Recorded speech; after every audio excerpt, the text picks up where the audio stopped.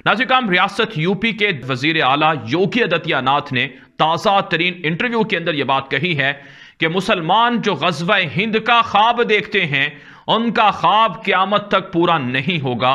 मुसलमान जो भारत पर हुकूमत के ख्वाब देख रहे हैं उनके ख्वाब कभी पूरे नहीं होंगे।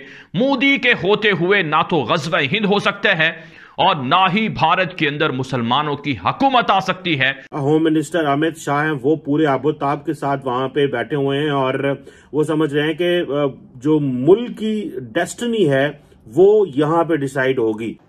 अब जब भारत के खिलाफ हम बात करते हैं तो भारत की जितनी जंगी तैयारियां इस वक्त हो रही हैं वो नजर आ रहा है सबको कि एक बहुत बड़ी जंग की तैयारी है। वो बालाकोट की तरह के बमबारी करके भाग नहीं जाएंगे, वो पाकिस्तान के इलाकों पर कब्जा करना चाहते हैं।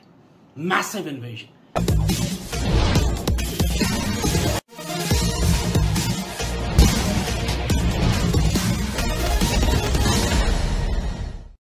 भारत के खिलाफ अक्सर पाकिस्तान में गजवाए हिंद का नारा देकर लोगों को भड़काया जाता है।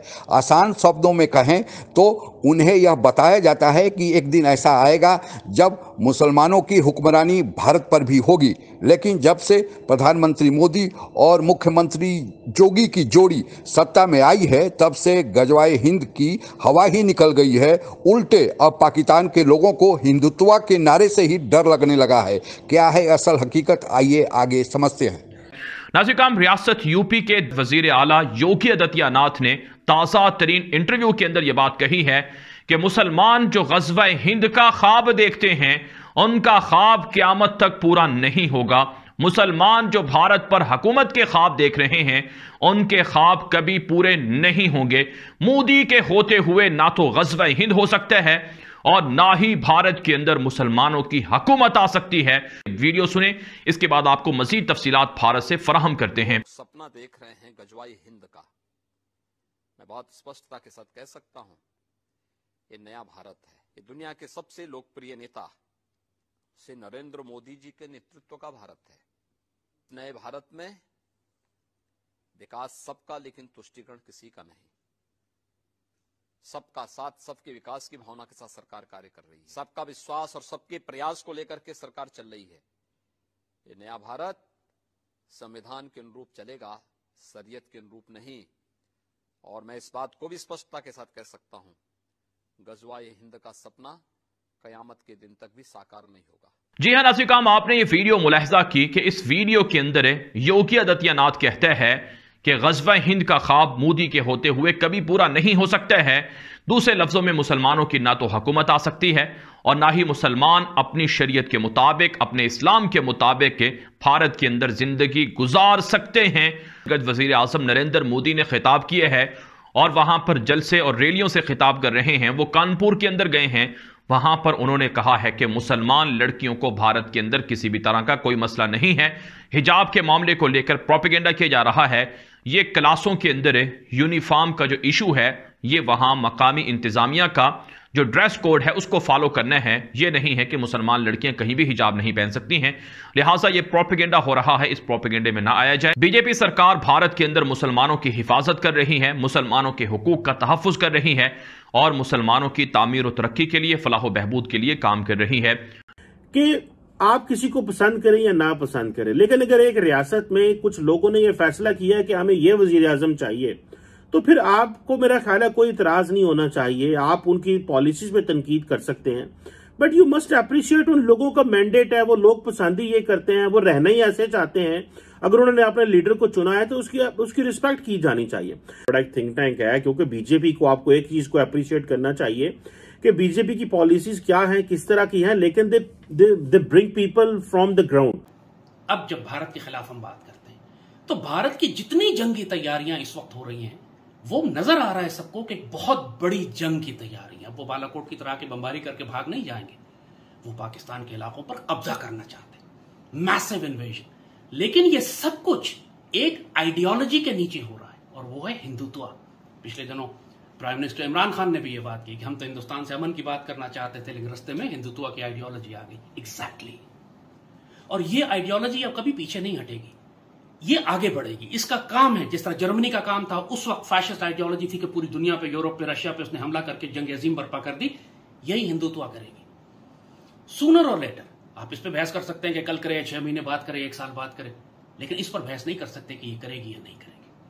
और इनको अप्रिशिएट करना पड़ेगी वो क्या है, और वो ये चीज ये है कि जब भी पाकिस्तान के अंदर इलेक्शन होते हैं तो हमारी सियासी जमातें एक दूसरे पे इतनी तनकीद करती हैं और मानती नहीं, और कहती हैं ये जो वजीर आजम बैठा है ये जाली है, ये सिलेक्टेड है।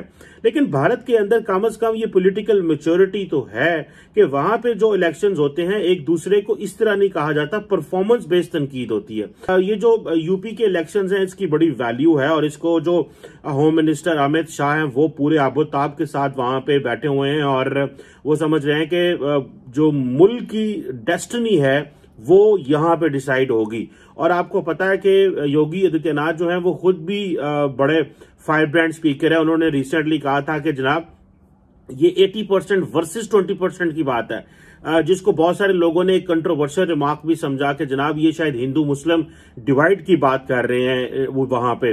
लेकिन जारी बात है मैं इस कंक्लूजन पे पहुंचा हूं बहुत सारी चीजों के बाद, और वो ये है पाकिस्तान में बहुत सारे ऐसे धार्मिक कट्टरपंथी लोग हैं, धार्मिक कठमुल्ला लोग हैं जो अपने लोगों को गजवाई हिंद का नारा देकर अपने लोगों को भड़काते हैं। दरअसल इस नारे के पीछे उनको यह सिद्ध करना है कि वे सुपीरियर हैं। हालांकि आज के पाकिस्तान में कौन कठमुल्ला नहीं है यह पहचान पाना या इसको समझ पाना बड़ा मुश्किल है, लेकिन यह नारा अक्सर पाकिस्तान से सुनने को मिलता है। और ये लोग जो गजवाई हिंद का नारा देते हैं अपने समर्थन में हदीस का सहारा लेते हैं, जिसमें एक हदीस में गजवाई हिंद का उल्लेख मिलता है। दरअसल गजवाई हिंद का मतलब यह होता है कि मुस्लिम और गैर मुस्लिम लोगों के बीच एक जिहाद होगा, और इस जिहाद में मुस्लिम लोग विजयी होंगे और वे ही हुक्मरान बनेंगे। दरअसल हदीस का मतलब यह होता है कि यह कुरान के बाद लिखी गई दूसरी पुस्तक है, और इसको कई लोगों ने लिखा है, अलग अलग हदीस हैं। हदीस में उन चीज़ों का जो मोहम्मद साहब ने कहा था, उनका जो आचरण था, और उसी को देखकर जिन लोगों ने अनुभव किया उसको एक किताब का शक्ल दे दिया, और वह हदीस है। चूँकि कई लोगों ने जो मोहम्मद साहब के नज़दीक थे उन्होंने हदीस में अपनी अपनी राय मोहम्मद साहब के बारे में जाहिर किया है। चूँकि केवल एक हदीस में इसका उल्लेख है, इसका मतलब कि गजवाई हिंद का जो कंसेप्ट था, जो नारा था, वह उतना महत्वपूर्ण नहीं था। नहीं तो बाकी सारे हदीस जितने हैं उन सब में हदीस की चर्चा होती, लेकिन केवल एक हदीस में है, इसलिए यह कंसेप्ट उतना महत्वपूर्ण नहीं था जितना पाकिस्तान में इस कंसेप्ट को उछाला जाता है। अगर मान भी लिया जाए कि हदीस में जो गजवाई हिंद की बात कही गई है वह सही है, तो हमारे देश में 700 सालों तक मुस्लिम शासकों का शासन था। इसका मतलब कि गजवाई हिंद का कंसेप्ट पूरा हो गया, यानी जो काम था गजवाई हिंद के पीछे उद्देश्य वह पूरा हो गया।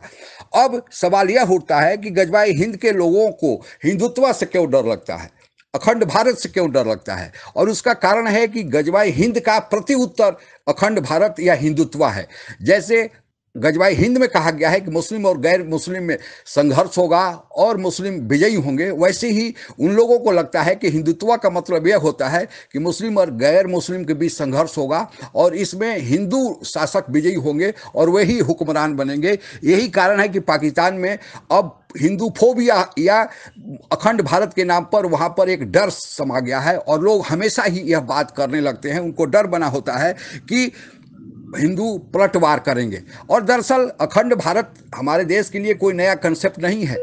जब चंद्रगुप्त मौर्य का शासन था जो 340 से 298 BCE तक हुआ था, उसमें सारे देश जो आज अफगानिस्तान में है, बांग्लादेश है, पाकिस्तान है, इस नेपाल है, सब मिले हुए थे। यानी वह मौर्य काल जो कहा जाता है वह शासन बड़ा था। लेकिन गजवाई हिंद का बात आया मोहम्मद साहब के जन्म के बाद, यानी जब मुस्लिम धर्म का उदय हुआ उसके बाद इसके कंसेप्ट का सामने आया, यानी हदीस की बात आई।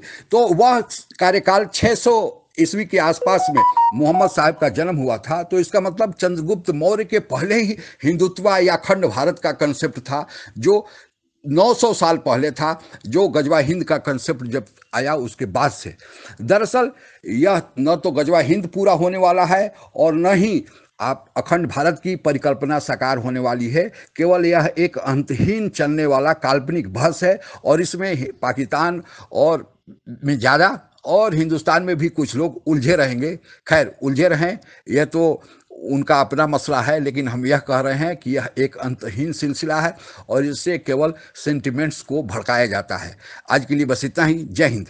आप अगर हमसे जुड़ा रहना चाहते हैं तो कृपया मेरे चैनल को सब्सक्राइब करें तथा बेल आइकन भी दबा दें ताकि नई वीडियो की जानकारी तुरंत आप तक पहुंच जाए। धन्यवाद। जय हिंद।